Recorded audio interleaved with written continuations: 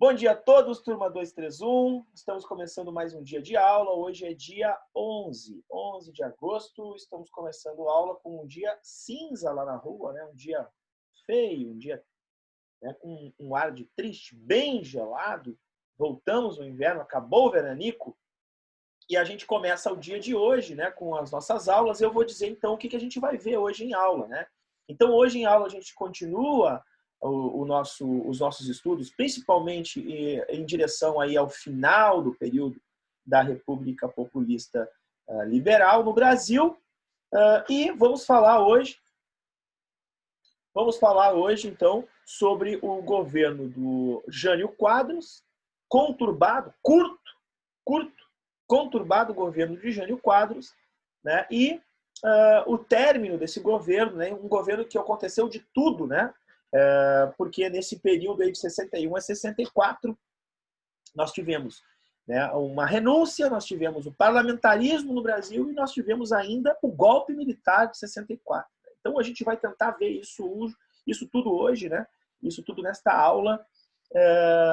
Já, então a gente começa a aula. Antes disso, eu queria perguntar a vocês: tudo bem com vocês? Tá tudo legal? Nesta manhã, tudo jóia? Tudo bem, senhor. Que bom que estão todos bem, né? Espero que estejam todos bem, estejam todos com uma ótima saúde, né? A gente não vê a hora de se encontrar, todo mundo, né? Lembrando que a gente, na aula passada, na aula da semana passada, nas duas aulas da semana passada, nós trabalhamos os temas, né, referente a políticas públicas e também a questão da escravidão no Brasil, perdão, do racismo, do antirracismo, melhor dizendo, né? Eu espero que vocês tenham curtido as aulas, né, que foram aulas diferentes do que a gente tem trabalhado, e outros professores, né, vão trabalhar esta mesma temática, porque isso tem a ver com a nossa atividade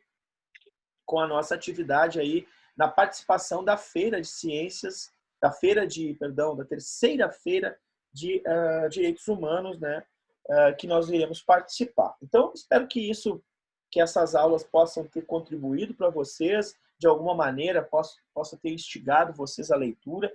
Elas estão gravadas, estão no canal prof.jairobrum, lá no YouTube, quem quiser vai lá. Está também na Iônica, né? É só clicar lá. Inclusive, na Iônica, vocês têm ainda a oportunidade de acessar os slides que a gente viu, tanto das políticas públicas quanto o da Djamila Ribeiro, que foram feitas na aula passada. Mas o que foi feito na aula passada, então, a gente vai deixar suspenso por enquanto e vamos lá aos nossos conteúdos, né? Então, falando sobre os nossos conteúdos, e aí eu volto aqui de novo para olhar no teu olho e dizer o seguinte: o final do governo do Juscelino Kubitschek, um governo que começa extremamente empolgado, sendo um governo desenvolvimentista, um governo que visava o desenvolvimento, o avanço, o tecnológico, né? Trouxe para cá muitas indústrias que, de certa maneira, vão modernizar o nosso parque industrial, a criação do parque industrial chamado ABC Paulista. Então, tudo isso a gente viu na aula passada, né? Na aula retrasada, né? A gente viu também que o Brasil, para que ele fosse adequado nesse novo modelo de desenvolvimento, capital, né, de capitalismo pujante, um governo que tinha uma característica de ser um governo liberal. Tudo bem, sou Henrique pediu para... eu fiquei sabendo, né? Boa sorte, vai ter que ficar pelado nesse frio lá, cara, para fazer exame médico. Que loucura. Eu já fiz, isso é punk. Então, olha só, voltando aqui, todas essas transformações, o Brasil tinha que se readequar, né? O que é o readequar, né? O Brasil vai ter que criar, por exemplo, produção de energia, porque vai ter que absorver uma demanda de pessoas que vão ligar a batedeira, ligar a lavadora de roupa, ligar a enceradeira, vão ter que ligar o liquidificador, né? Quer dizer, as pessoas vão ligar a televisão, vão ligar o rádio, elas vão ter que ter energia. Então, tem que ter produção de energia elétrica. Vamos ter a construção de usinas hidrelétricas importantíssimas no Brasil. Vimos isso na aula passada. Então, o canteiro de obras da produção de energia elétrica vai ser criado pelo Juscelino Kubitschek. Outra coisa, tem carros agora, né? Então, as montadoras vão se instalar ali no chamado ABC Paulista. né, vão produzir carros, vão produzir caminhões. O escoamento vai ser escolhido, vai ser uma opção que o Brasil vai fazer. O escoamento de produção, seja a produção de soja, de carne, de leite, todo ele vai ser pelas rodovias. Essa é uma escolha. Então, nós temos que ter estradas. Vamos ter que construir estradas. E mais, a cereja do bolo do governo Juscelino Kubitschek, ele construiu uma cidade. E mais, todas as construções que foram feitas, hidrelétricas, estradas, cidades, elas foram construções onde se buscou financiamento internacional para se fazer. E aí, depois que termina a obra, o que faz com a população que trabalhou? Acabou o emprego, né? Porque acabou a obra. Então, essa população, por exemplo, em Brasília, vai ficar morando em torno de Brasília. Vai se constituir ali, em torno de Brasília, um cinturão de misérias, né? Umas cidades muito pobres, que são cidades satélites de Brasília. São chamados candangos, né? Que eram, basicamente, pessoas que vieram do Nordeste brasileiro, migraram para a região Norte, para o Planalto Central, né? E para a região Norte também, para a construção de hidrelétricas, estradas, e vão ali se instalar de maneira precária, sem planejamento, diferente de Brasília, que é uma cidade planejada, que é uma cidade desenhada, construída, organizada. Mas aí, como é que se paga um financiamento desse? Bom, se eu pego um financiamento para comprar um carro e uso o carro como Uber, eu tenho uma renda no carro para pagar o financiamento que eu fiz. Eu vou usar o carro para o meu trabalho. Né? Agora, como é que se usa uma cidade para pagar a cidade? Sendo que a cidade de Brasília é a capital federal, é o Distrito Federal. E o que acontece, então, no Distrito Federal? Hoje, 89% das pessoas que moram em Brasília, são funcionárias públicas. Ou seja, o Estado tem um custo, porque aquilo lá é um núcleo de funcionários públicos do Brasil. Então, é o próprio Estado que bota dinheiro para pagar o funcionalismo público. A cidade não consegue se pagar. E aí o término do governo JK é nostálgico, porque nós vamos terminar o governo JK com um índice de corrupção tremenda na construção da cidade, das hidrelétricas, das estradas, corrupção ativa, corrupção passiva. Mais do que isso, nós não temos condições de pagar a nossa dívida externa para o Fundo Monetário Internacional. E aí, queridos, quando eu sou mal pagador, ninguém confia em mim. E aí, o Brasil, então, vai ficar com uma dívida internacional muito grande, devendo para o mundo internacional, com um processo corruptivo muito grande aqui. Quer dizer, o término do governo de 50 anos em 5 do senhor JK, ele é marcado justamente por esse momento ruim da nossa economia, né? Que é o momento, obviamente, de maior índice de desemprego, porque acabaram as obras, acabou o emprego. O dinheiro está desvalorizado, porque a inflação, quer dizer, as coisas custam mais caras do que antes, então o meu dinheiro não consegue comprar mais. Greves, né? Muitas greves de trabalhadores reclamando da situação de trabalho, da falta de trabalho. Quer dizer, nós vamos ter aí uma atividade tremenda para o próximo presidente do Brasil, né? Quer dizer, uma missão para o próximo presidente do Brasil, tirar o Brasil desta lama. E aí, quem é que aparece? Jânio Quadros! Jânio Quadros com o seu famoso bigodinho e a sua vassourinha. Ele vai ser o político da vassourinha. Tu deve te lembrar, tu estudou isso lá no 9º ano com a professora Adriana Quadros, né? Então vamos lá. Vou dividir a minha tela com vocês aqui para a gente ver o governo Jânio Quadros. Vamos nessa.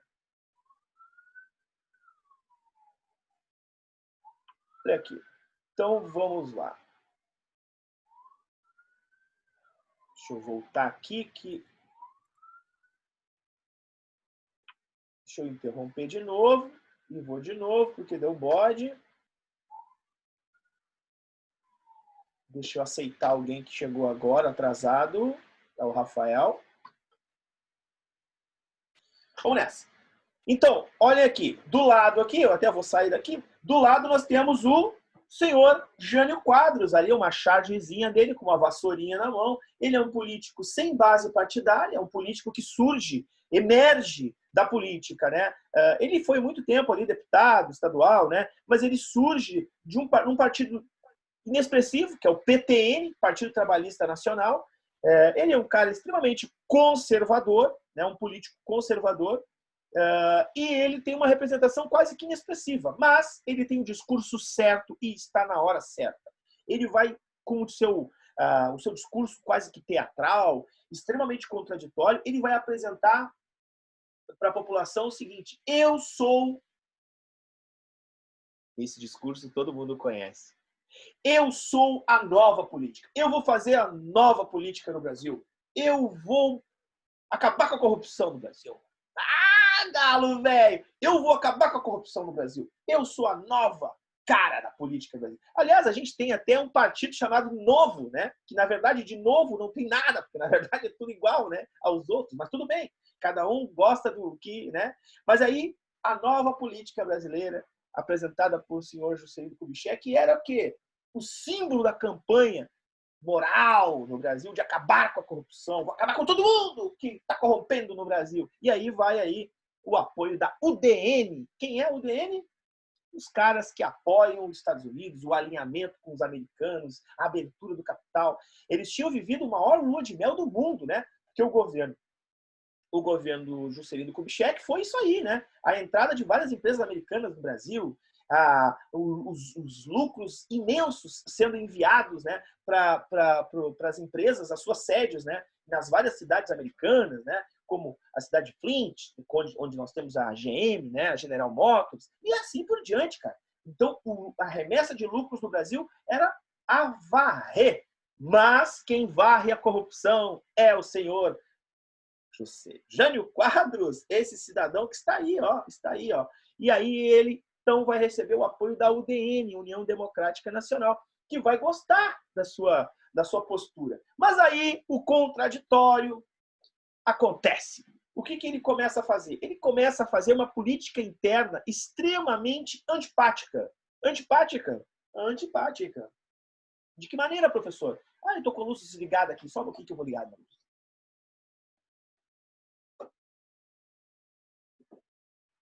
Voltei. De que maneira antipática, professor? Ele diz o seguinte, que agora o salário mínimo está congelado. O que significa isso? Meu bolso vai ficar gelado? Né? Não aumenta e nem diminui. Ele vai ficar sendo o mesmo salário. E fica tranquilo, porque o salário congelado é garantia certa que tu vai receber aquele salário no final do mês. Só que isso não contentou o trabalhador. Porque qual é a grande lógica? A lógica de quem trabalha, e aí eu sei que tem muitas pessoas que já trabalham ou trabalhavam, que agora está difícil de conseguir um emprego, principalmente porque está tudo fechado, mas a lógica do trabalho é que, enquanto trabalhador, eu quero aumentar a minha capacidade de consumo. Então, eu quero consumir o pão que eu consumo, de repente comprar uma cuca, um bolo a mais, né, para tomar no café, e assim por diante. Só que isso não vai acontecer. O congelamento do salário significa que as outras mercadorias vão aumentando os seus preços e o salário não acompanha. E isso gera o quê? Isso gera inflação. Vejam bem, o trigo, por exemplo, ele corta o subsídio ao trigo. O que é subsídio? Subsídio é quando o governo paga uma parte do trigo, contribui com uma parte para comprar o trigo, e isso causa, digamos assim, um benefício no bolso do trabalhador, que vai comprar o trigo para poder consumir com o preço, entre aspas, justo. Agora, cortando o benefício, o subsídio do trigo, o trigo aumenta. E se aumenta o trigo, velho, aumenta a lasanha, aumenta o pão francês, o cacetinho, aumenta o brioche, aumenta a rosca, aumenta a cuca. E o petróleo, professor? O que tem a ver o petróleo? Tem tudo a ver. Lembra que eu falei que a opção do Brasil era por rodovias? As rodovias rolam nas rodovias o quê? Caminhões, carros, motos. Isso tudo é impulsionado a petróleo. Então, o petróleo aumentando, aumenta o custo dos transportes. Aumentando o custo dos transportes, é repassado para o bolso do consumidor. Então, se antes eu comprava mandioca que vinha lá de Iraí, que é minha terra, por um preço, agora eu tenho que colocar o preço da gasolina, que aumentou, o do óleo diesel, sobre a mandioca. Ou seja, nós vamos ter a inflação, que é o quê? Que é quando o dinheiro não compra mais o que comprava antigamente. Então, em termos de economia interna, aumenta o custo de vida tremendamente do trabalhador, o que vai fazer com que a figura, a imagem, o filme do senhor Jânio Quadros, né, fique queimado, digamos assim, com a população. Já começa mal, já começa mal. Os primeiros meses de governo já começa mal, em 61. Em termos internacionais, política externa, olha que bonito, política externa independente. Isso é muito show, isso é punk, né, velho? Porque assim, ó, a política externa independente, ela pressupõe que eu, Brasil, me relaciono com quem eu quiser. Eu tenho soberania nacional. Isso é muito ó. Isso é joia. Isso é perfeito. Porém, contudo, todavia, não obstante, só que, como vocês gostam de dizer, temos um problema. O problema é que os Estados Unidos arregalam os olhos desse tamanho. A elite brasileira, a UDN, que estava apoiando o Jânio, fica preocupada, começa a se arrepiar. O empresariado brasileiro fica desconfiado pelo não alinhamento com os Estados Unidos. Por quê? O alinhamento com os Estados Unidos era imprescindível para que as políticas liberais continuassem de maneira avassaladora, para que os lucros, para que o dinheiro fluísse na conta dessa elite, para que o dinheiro fluísse para a conta das empresas internacionais. E o não alinhamento significa dizer que o Brasil, dentro do contexto da Guerra Fria, na cabeça dessa gente liberal, o Brasil está se tornando um país comunista. E aí o cara vai fazer uma das coisas mais punk que eu já vi alguém fazer. Ele vai chamar simplesmente o líder da Revolução Cubana, um dos líderes, né? O cara chamado Ernesto Che Guevara, um argentino, médico, né? Estudou medicina, enfim, mas lutou na Revolução Nacionalista Cubana. Chama o cara para condecorar o cara como um prêmio, o maior prêmio que o Estado brasileiro pode dar para alguém, que é o Cruzeiro do Sul. Aí, velho, acende a luz vermelha. É perigo no ar. Como é que o cara condecora o ministro da Economia de Cuba, o senhor Ernesto Guevara? Isso não pode acontecer. Só fazendo um parênteses. Eu falei que Cuba fez uma revolução nacionalista. E, de fato, foi nacionalista. Nacionalista. Nacionalista. Não foi uma revolução comunista. Não foi uma revolução comunista. Não foi uma revolução comunista. E por que eu estou repetindo isso? Porque as pessoas têm mania de achar que a revolução foi comunista porque Cuba se torna comunista depois da revolução. E eu vou explicar isso no capítulo que vem, no próximo capítulo. Mas aqui eu vou dar uma prévia, né? Como está na moda dizer, eu vou dar um spoiler, né? É o seguinte, Cuba, quando faz a revolução e expulsa Fulgêncio Batista, né, os jovens, né, cubanos, com Fidel Castro, Raul Castro, Camilo Cienfuegos e esse jovem aí argentino, o Ernesto Guevara, eles, quando fazem a revolução, eles fazem uma revolução nacionalista. Eles unem as pessoas nacionalmente. É um sentimento nacional que expulsa, né, da ilha uma população lá, o Fulgêncio Batista e uma elite, que transformaram a ilha de Cuba numa ilha das fantasias americanas, num lugar onde havia prostituição, jogos, drogas, né, e um lugar de exploração, né? Enfim, esse lugar, então, que era visto por Raul, Fidel e outros caras como impróprio para a população cubana, esse lugar tinha que ser reformulado. Então, por isso, Fulgêncio Batista, que era um ditador em Cuba e tinha o apoio americano, foi expulso de Cuba. Bueno, com a expulsão de Fulgêncio Batista, que era esse ditador de Cuba, o que vai acontecer com Cuba? Os Estados Unidos vai fazer um bloqueio econômico a Cuba. E aí não há outra solução senão Cuba buscar alinhamento com países que não fossem capitalistas. E por isso, então, estamos na Guerra Fria. E por isso, então, Cuba vai tornar-se, depois da Revolução Nacionalista, um país socialista. mas é depois que sofre o embargo, certo? Então, agora, para entender a condecoração do Ernesto Che Guevara, a gente pode compreender que isso foi um ato, digamos assim, de Jânio Quadros, de extrema independência, mas de extremo perigo, porque os Estados Unidos ficaram de alerta. Mais do que isso, ficaram alertas. Né? Mais do que isso, o senhor Jânio Quadros, ele reata relações econômicas com a União Soviética, com a China, além de condecorar o Ernesto Che Guevara. Ele faz mais do que isso. Ele chama o vice-presidente dele, e agora eu vou explicar uma historinha para vocês. Agora eu quero fechar aqui para olhar no teu olho e te dizer o seguinte. Cara, tu imagina como era a corrida eleitoral, como eram as leis eleitorais no Brasil em 1946 em diante, dentro desse período aí que a gente vai estar estudando, que é o período populista. É o seguinte, existia uma lei que era assim, ó, o político mais votado seria o presidente do Brasil. Até aí, tudo bem, todo mundo está entendendo isso. Quem teve mais votos vai ser presidente. Eu estou te entendendo. Barbado. Porém, o segundo mais votado seria o vice-presidente. Então, não existe chapa. O que é a chapa? Chapa é quando tu tem um presidente, um candidato a presidente e um candidato a vice da mesma chapa. No caso do Jair Bolsonaro, ele era o candidato a presidente. E o vice dele na chapa é o Mourão, que é o general aí do partido PRB, se eu não me engano. Acho que é PRB, né?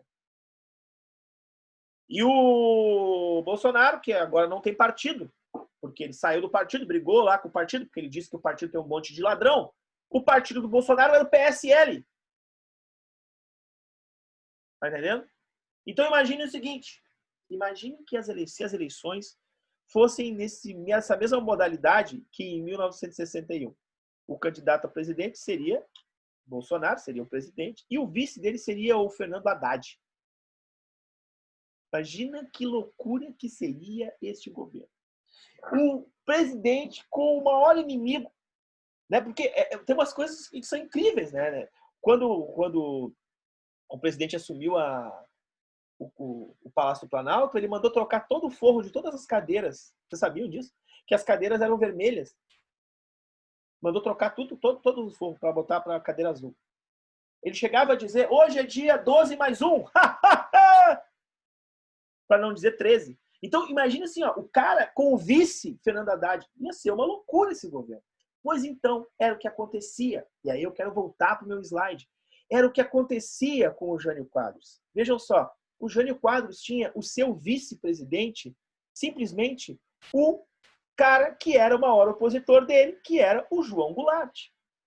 E aí nós vamos ver, então, que ele vai cometer uma série de atos moralistas, né? Mas ele vai chamar o João Goulart, vai tentar fazer o seguinte, vai tentar jogar a opinião pública contra o João Goulart. Ele vai chamar o João Goulart e vai dizer assim, olha, nós vamos reatar relações econômicas com a União Soviética e a China. Eu quero que tu vá para a China e reate relações diplomáticas com os chineses. Aí o João Goulart, não, tudo bem, eu vou, porque até é interessante essa coisa de sermos independentes. A gente não tem que ficar alinhado aos Estados Unidos mesmo. A gente tem que ser independente, tem que vender, vender trigo para quem quer comprar trigo, tem que vender carne para quem quer comprar carne, não só para os Estados Unidos, né? Beleza, eu vou. Aí ele foi. Ele foi. Só que daí, gurizada, aí que acontece o problema. Aí, nesse inteirinho, o presidente, então, Jânio Quadros, vai para o Congresso Nacional, chega no Congresso Nacional, marca uma audiência com os congressistas e diz o seguinte, eu estou tentando governar esse país, mas forças obscuras estão impedindo que eu governe esse país. Forças que estão levando esse país ao fim. Vejam só, o nosso vice-presidente está lá, na China comunista. Fazendo o quê? se relacionando com o comunismo, nós precisamos de unidade, de força, nós precisamos... Cara, ele faz um discurso inflamado, dizendo que se ele não tivesse o apoio condicional do Congresso, ele iria renunciar à presidência da República Brasileira. Ele foi com esse discursinho, e alguns historiadores vão dizer que ele tentou dar um golpe branco, né? Ele foi com esse discursinho, assim, de que, olha, se vocês não me apoiarem, eu vou sair. É como aquele... Sei, os guri devem saber, né? Aquele cara que é o dono da bola, né? Ele vai pro jogo, e aí ele... Que nem eu, assim, ele era sempre o último a ser escolhido, né? Eu ficava na reserva. Ele disse, eu quero fulano pra mim, Beltrano pra mim, Ciclano. E aí o Jair ficava sempre na reserva. Eu era muito ruim, né? Então, o dono da bola nunca podia ficar de fora, né, cara? O dono da bola tinha que jogar bola, né, velho? Como é que vai deixar o dono da bola fora dos times, né, meu? Não tem como, né, cara?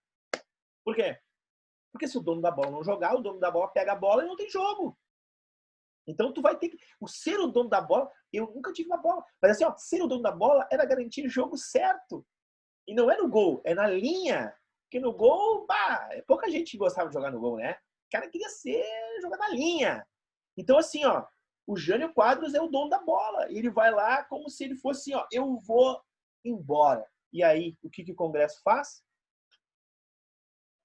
Faz nada. Deixa ele ir embora.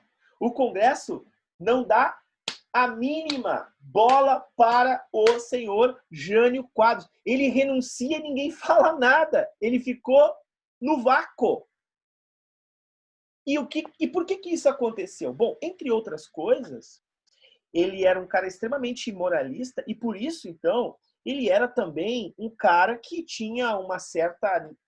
A população não ia muito com a cara dele, né? Tinha umas coisas assim absurdas que ele fez. Por exemplo, congelar o salário. Outra coisa, ele proibiu o uso de biquíni. Eu tenho aqui, ó. Tá, proibir brigas de galo, tudo bem, todo mundo concorda, mas ele vai proibir o jogo, né, de corrida de cavalo durante a semana, coisa que o povo fazia também. Tudo bem, é pro bem-estar dos bichinhos, tudo bem. Só que isso são medidas antipáticas com a população. E o uso de biquíni, ele era um cara que ia muito à missa e tal, então ele, tipo, ele abominava esse tipo de coisa. E isso, claro, isso são coisas pequenas, mas que causam um aborrecimento na população. Além de, obviamente, nós temos o aumento de greve, nós temos problemas de geração de emprego, de corrupção no Brasil e a imprensa brasileira, que era justamente uma imprensa que está vinculada aos interesses do empresariado brasileiro, né, aos interesses norte-americanos. Essa imprensa começa a pegar no pé do senhor Jânio Quadros. Começa a dizer que o Jânio Quadros era de esquerda, era comunista, e pipipi, popopó, até que, obviamente, ele vai renunciar. E ao renunciar, aí nós temos todo um enredo. Que enredo é esse? Chega a hora, na Constituição, consta na Constituição brasileira, que na ausência do presidente, quem assume a presidência é o vice-presidente. Ponto. E o vice-presidente quem era? João Goulart. O cara do PTB. O cara que a UDN odeia. O cara que, quando foi ministro da Economia do senhor Getúlio Vargas, deu 100% de aumento para o trabalhador. O cara que tinha uma visão de desenvolvimento nacionalista. Ele não era liberal, ele era nacionalista. Ele não era comunista, ele era nacionalista. Ele não é. E aí, o que vai acontecer? O mesmo Congresso Nacional que olha para o senhor Jânio Quadros, que renuncia e não fala nada, depois que Jânio Quadros renuncia, ele diz o seguinte: declaro, quem falou isso? Um cara chamado Tancredo de Almeida Neves, que é avô do senhor Aécio Neves, né? Lá de Minas Gerais. O senhor Tancredo, que vocês vão ouvir falar nele depois, lá na redemocratização, a gente vai falar sobre Tancredo Neves, ele vai dizer assim, ó, de agora em diante o Brasil não é mais governado por um presidencialismo, e sim o Brasil vai se tornar um parlamento, vai ser o modelo, o regime parlamentarista. Então, queridos, eu vou olhar no teu olho aqui agora e vou pedir para te pegar a tua caneta e vou pedir para que tu coloque assim, ó, entre os anos de 1961 a 1963, o Brasil teve um regime parlamentarista. Isso é um golpe. E teve. Então pega lá e escreve. Entre 1961 a 1963, o Brasil teve um regime parlamentarista. Por que eu estou pedindo para te fazer isso? Porque vai cair no vestibular, porque isso vai cair no Enem, porque isso vai cair no concurso do Banco do Brasil, se tiver Banco do Brasil ainda, se não privatizarem, né? Mas vai, te liga que vai, certo? E aí, o que o parlamentarismo vai fazer? Quem governa o parlamentarismo é o primeiro-ministro, né, Galo? E o presidente vai ficar de molho. O senhor João Goulart não vai poder governar o Brasil, a não ser que aconteça uma campanha. E aí, meus queridos, quem já foi comigo para o centro, lá no 5º ano, vai lembrar, a gente foi lá na Praça da Matriz, a Praça da Matriz é a Praça Central, aí nós temos o Palácio Piratini, que fica à direita de quem olha, né, para o Palácio Piratini da Praça da Matriz. Na esquerda nós temos a Igreja Catedral Metropolitana, que é a Igreja da Matriz, certo? Então, o governador do Rio Grande do Sul na época era esse cara que está aqui embaixo, ó. Um cara que vocês já ouviram falar, de repente, né? Se não ouviram falar, vocês vão ouvir agora. Mas se vocês falarem com o pai ou a mãe de vocês, eles vão lembrar. O senhor Leonel Brizola, Leonel de Moura Brizola, era governador do estado do Rio Grande do Sul. Era um jovem, idealista. E era ainda genro do senhor João Goulart. E aí, o Leonel Brizola disse, isto é um absurdo! O presidente ausente, quem tem que assumir a presidência é o vice-presidente. Tenho o dever, enquanto cidadão, de lutar pela legalidade. A legalidade era que fosse cumprida a Constituição, que na ausência do presidente assumisse o vice-presidente. E ele começa uma campanha chamada Campanha da Legalidade. E olha só que loucura. Ele, em acordo com a Rádio Guaíba, ele monta uma rádio no porão da igreja, da Catedral Metropolitana de Porto Alegre, e no porão da igreja, então, ele se constrói um túnel que sai de baixo, né? Obviamente que túnel é de baixo, né? Ele sai, então, por baixo do Palácio Piratini, chega na Igreja da Matriz por um túnel, e da Igreja da Matriz até o shopping, Rua da Praia, mas praticamente, né? Lá no Arquivo Público, se continua o túnel passando por baixo da Praça da Matriz. Velho, isso é muito louco. Isso tem em Porto Alegre. E a gente, quando vai lá no Arquivo Público, eu levo as crianças lá, a gente vai na boca do túnel e eu conto essa história para eles e fico assim, ó, nossa, por que o Brizola fez isso? Caso o parlamentarismo, né, o exército viesse prender o Brizola, inclusive a Brigada Militar ficou de metralhadora no Piratini para defender o governador do estado, né? Caso tivesse alguma coisa nesse sentido, ele poderia fugir por esse caminho. E ele ali começa uma campanha chamada Campanha da Legalidade. E essa campanha da legalidade, feita pela rádio em ondas curtas para o Brasil inteiro, queria que o governo federal, né, que o parlamento, então, o senhor Tancredo Neves, fizesse um plebiscito. O que é o plebiscito? Gurizada, o plebiscito é como se fosse um referendo com a população, para saber o que a população queria, se ela queria um presidencialismo ou se ela queria um parlamentarismo. Ele consegue. Em 1963, então, é feito um plebiscito. E esse plebiscito dá o quê? O Brasil quer um presidente e não um parlamento. E aí ganha o presidencialismo e volta para o governo. Então, volta para governar o Brasil o senhor João Goulart, que era o vice-presidente e teria que assumir o cargo em seguida. Aí, gurizada, o grande medo. Porque o João Goulart, quando chega no governo, começa a aplicar o que ele entende do projeto de governo. E aí, entre outras coisas, ele diz o seguinte: primeiro, não vamos mandar mais nenhum lucro para as empresas fora do Brasil. Ele acaba com a remessa de lucro para as empresas para fora do Brasil. E isso revolta muito o quê? Revolta muito os Estados Unidos. Os Estados Unidos, então, acionam o seu exército. Os Estados Unidos mobiliza a elite brasileira, os empresários brasileiros que estão alinhados aos Estados Unidos, mobiliza a imprensa brasileira, a igreja apoia, porque a igreja é contra abomina o socialismo, só que isso não é socialismo. Isso que João Goulart está fazendo não tem nada a ver com socialismo. Isso é nacionalismo. Ele promove um plano chamado Plano Trienal de Desenvolvimento. Ele fala sobre reforma, ele não fala sobre revolução. Reforma nas condições do trabalhador do campo, do trabalhador da cidade, reforma na política, reforma na educação, investimento em ciência, em tecnologia. As ligas camponesas, que nunca tiveram direitos nenhum no Brasil, desde o tempo de Getúlio Vargas, quem tinha direito é quem morava na cidade. As ligas camponesas começam a se organizar. E aí, nós temos dois eventos importantíssimos para entender o golpe militar. Um evento é esse, o comício de João Goulart, do Jango, na Central do Brasil, falando sobre as reformas de base. E o outro é a Marcha da Família com Deus pela Liberdade, que era proposta, então, por quem? Era proposta pelo empresariado brasileiro, pela imprensa brasileira, pela classe média urbana, pela elite brasileira e principalmente apoiado pelo exército brasileiro. E esta marcha com Deus pela liberdade vai incentivar o famigerado golpe militar ocorrido em 31 de março de 1964. Este golpe militar, quais foram as consequências dele, o que aconteceu no golpe, tudo que transcorreu-se nesses 21 anos de ditadura militar que nós tivemos no Brasil, nós vamos discutir quando?